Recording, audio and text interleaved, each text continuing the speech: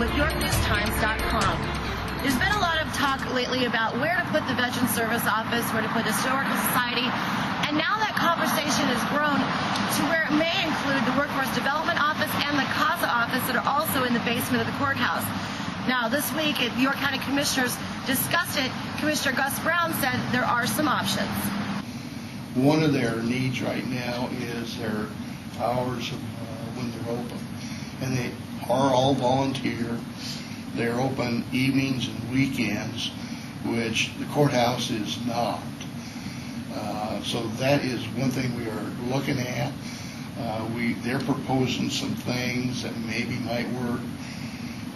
Also, this might fit into with what we're talking about, security. And we're having a security meeting next week and seeing if there's some ways that we can maybe accommodate some of their requests.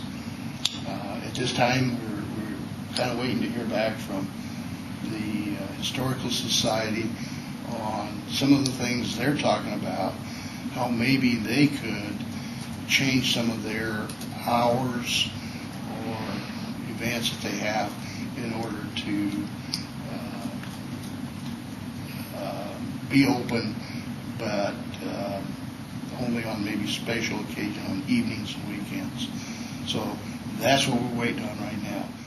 But Commissioner Bob Wolf says that he has concerns that if they move the Veterans Services Office out of the basement, it could pose some security issues for CASA and Workforce Development. He has some strong words about what he thinks should be done. Well, this another creates a problem to me.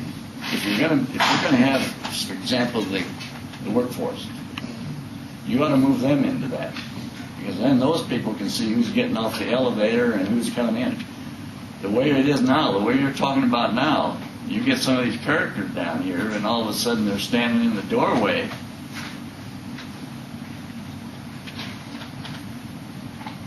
You've got this might be a concern for you, is it? Yes, it is.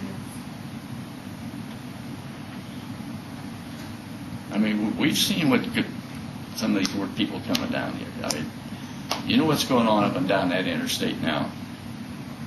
You know, and I think we need, when you start looking at moving these veterans, you're talking about possibly moving 5 different offices. I mean, I'm just bringing this up to, that's what I got to thinking about all these offices that we're moving around here.